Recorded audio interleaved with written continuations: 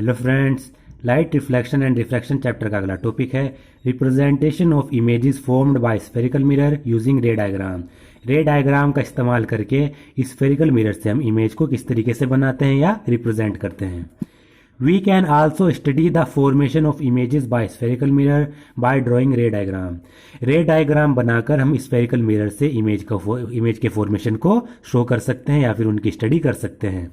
Consider N extended object of finite size placed in front of A spherical mirror. Spherical mirror के सामने हमें consider करना है कि एक ऑब्जेक्ट रखा हुआ है फाइनाइट साइज का। फाइनाइट मतलब एक निश्चित साइज का जिसका साइज हमें पता हो, वो स्फेरिकल मिरर के सामने रखा हुआ है। Each small portion of the extended object acts like a point source. तो हर एक स्मॉल पोर्शन उस ऑब्जेक्ट का पॉइंट सोर्स की तरह एक्ट करेगा। मान लीजिए ये हमारे पास क्या है, ऑब्जेक्ट है, तो इस ऑब्जेक्ट का हर ये वाला पोर्शन यानी हर एक पोर्शन एक पॉइंट सोर्स की तरह एक्ट करेगा जिससे बहुत सारी रेज लाइट की निकलेंगी। An infinite number of rays originate from each of this point. तो इन हर एक पॉइंट से लार्ज नंबर ऑफ रेज इनसे ओरिजिनेट होगी, यानी इस एक पॉइंट से जो ये पॉइंट सोर्स है इससे बहुत ज्यादा मात्रा में लाइट की रेज निकलेंगी। To construct the ray diagram in order to locate the image of an object, an arbitrarily large number of rays emanating from a point could be considered. तो रे डायग्राम को बनाने के लिए और ऑब्जेक्ट की इमेज को लोकेट करने के लिए किसी भी पॉइंट से बहुत सारी जो लार्ज नंबर ऑफ रेज निकलती हैं उनको हम कंसिडर कर सकते हैं। However, it is more convenient to consider only two rays for the sake of clarity of the ray diagram. तो रे डायग्राम को अच्छी तरीके से क्लैरिफाई करने के लिए, उसको सही तरीके से बनाने के लिए जिससे वो हमें साफ तौर पर दिखाई दे, इसके लिए हम सिर्फ दो रेज का ही इस्तेमाल करते हैं। यानी ऑब्जेक्ट से इतनी लार्ज नंबर ऑफ रेज निकल रही हैं, लेकिन रे डायग्राम बनाने के लिए हम सिर्फ दो रेज का इस्तेमाल करेंगे जिससे हमें रे डायग्राम अच्छी तरीके से बने, हमारा रे डायग्राम, और अच्छी तरीके से समझ आए। These rays are so chosen that it is easy to know their direction after reflection from the mirror. और जो ये दो रेज हैं ये इस तरीके से चूज की जाती हैं कि मिरर से रिफ्लेक्ट करने के बाद इनकी डायरेक्शन हमें पता हो, यानी कोई रे आएगी वो मिरर से टकराने के बाद किस डायरेक्शन में जाएगी ये हमें पता होना चाहिए दोनों रेज के बारे में। The intersection of at least two reflected rays give the position of image of the point object.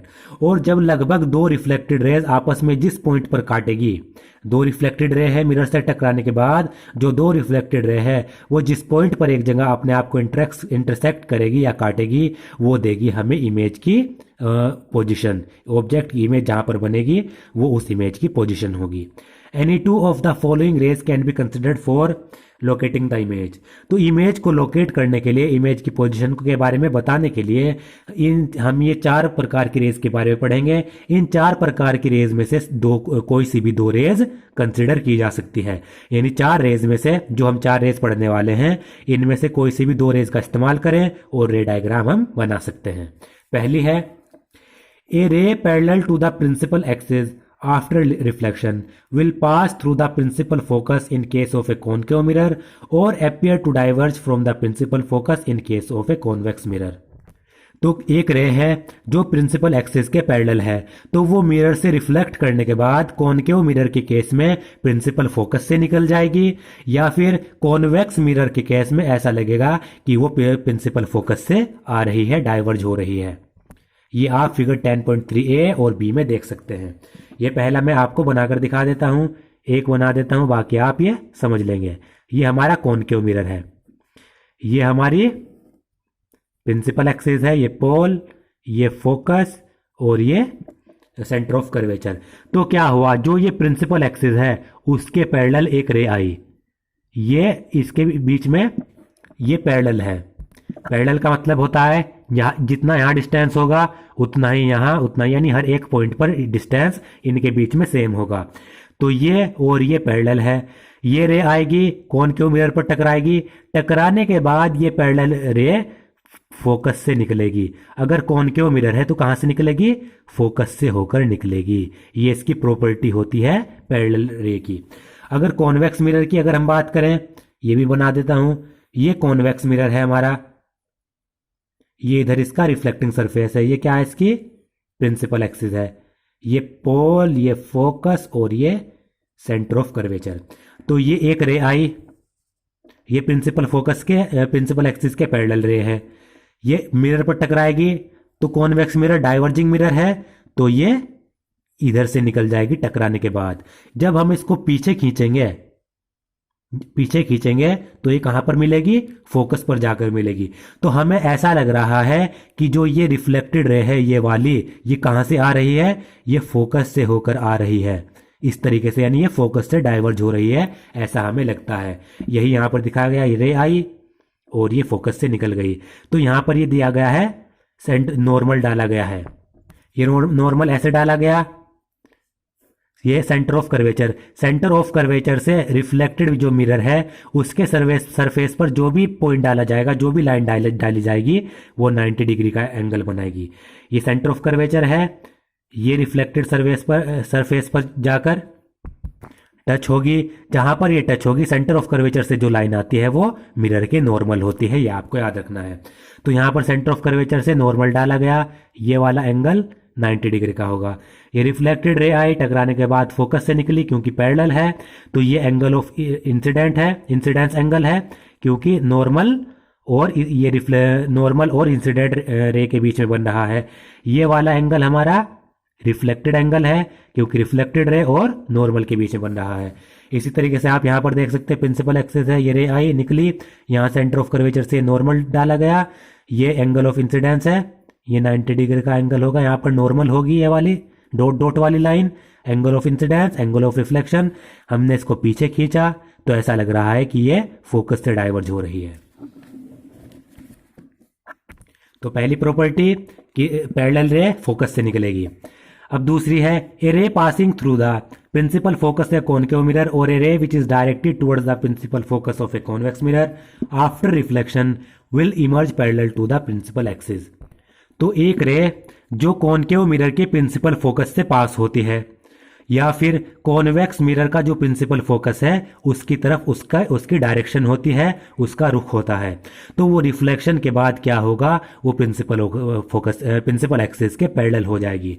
आप यहां पर देख सकते हैं, ये है इंसिडेंट रे, ये रे आई कॉनकेव मिरर है, ये रे आएगी प्रिंसिपल फोकस से होकर गुजरेगी, ये रे आई प्रिंसिपल फोकस से होकर गुजरी, यहां पर मिरर से टकराएगी।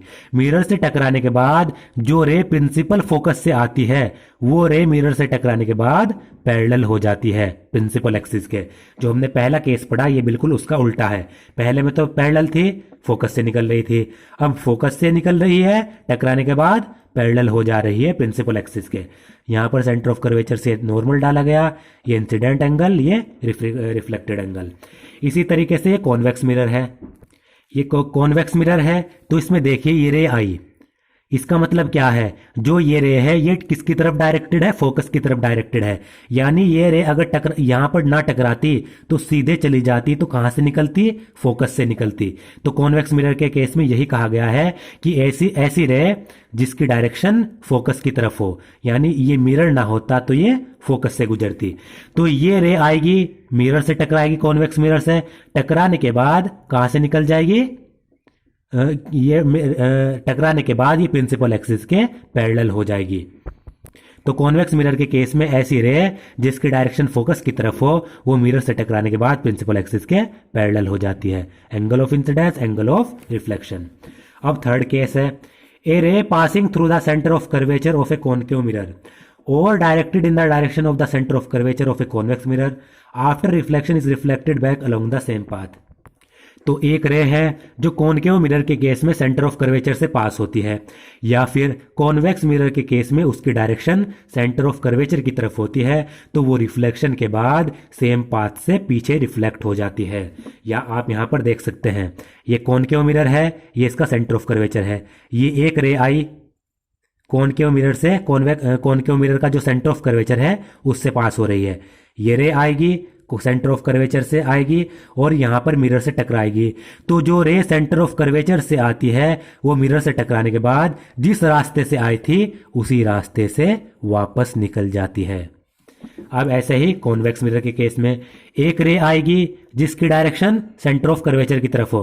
कहने का मतलब है अगर ये मिरर ना होता तो ये रे आती आती सेंटर ऑफ कर्वेचर से बाहर, सेंटर ऑफ कर्वेचर से निकल जाती।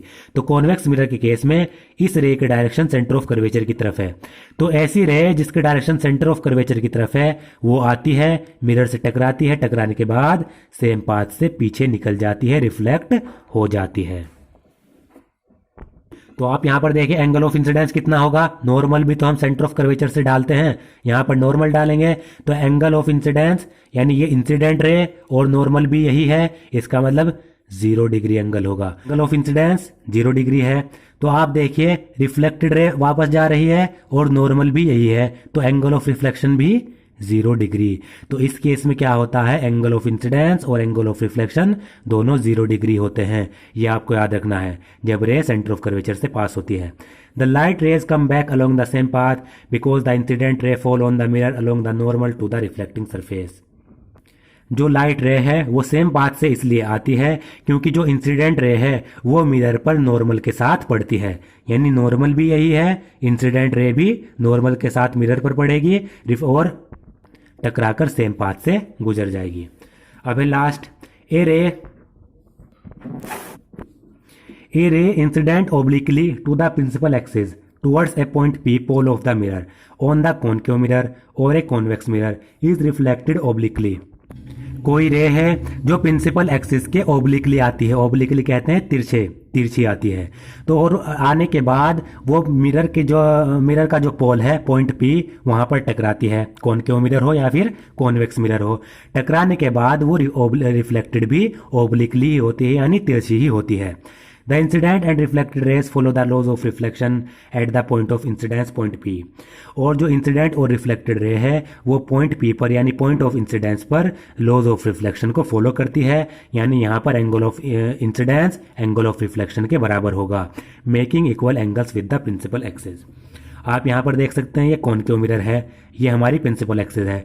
तो एक रे आई ओब्लिकली यानी प्रिंसिपल एक्सिस की तिरछी आई, यहां पर आई, आने के बाद पॉइंट P पर टकराई, टकराने के बाद वो ओब्लिकली ही निकल जाएगी, तिरछी ही निकल जाएगी। और जब यहां पर पोल पर टकराने के बाद वो तिरछी निकल गई तो यहां पर वो लॉज ऑफ रिफ्लेक्शन को फॉलो करती है, यानी जो ये एंगल ऑफ इंसिडेंस होता है, क्योंकि सेंटर ऑफ कर्वेचर से ये नॉर्मल डलेगा, यहां पर एंगल ऑफ इंसिडेंस नॉर्मल और इंसिडेंट रे के बीच में, और एंगल ऑफ रिफ्लेक्शन नॉर्मल और रिफ्लेक्टेड रे के बीच में दोनों बराबर होंगे। Angle I is equal to angle R. तो कहने का मतलब है जिस एंगल से रे आएगी उसी एंगल से वापस निकल जाएगी। अब ऐसे ही कॉन्वेक्स मिरर में होता है, ये कॉन्वेक्स मिरर, ये प्रिंसिपल एक्सिस, एक रे आई ओब्लिकली, एंगल आई से आई और एंगल आर से निकल जाएगी, एंगल आई एंगल आर के बराबर होगा। Remember that in all the above cases the laws of reflection are followed. और ये भी आपको याद रखना है कि जितने भी हमने ऊपर केस पढ़े उनमें लॉज ऑफ रिफ्लेक्शन फॉलो सभी में किए जाते हैं। At the point of incidence the incident ray is reflected in such a way that the angle of reflection equal to the angle of incidence. और इंसिडेंस के point पर जो incident ray है उसका रिफ्लेक्शन इस तरीके से होता है कि angle of reflection angle of incidence के बराबर होगा। जितने भी केस हमने देखे इन सभी में एंगल ऑफ जो लॉज ऑफ रिफ्लेक्शन है वो सभी केस में फॉलो किए जाएंगे।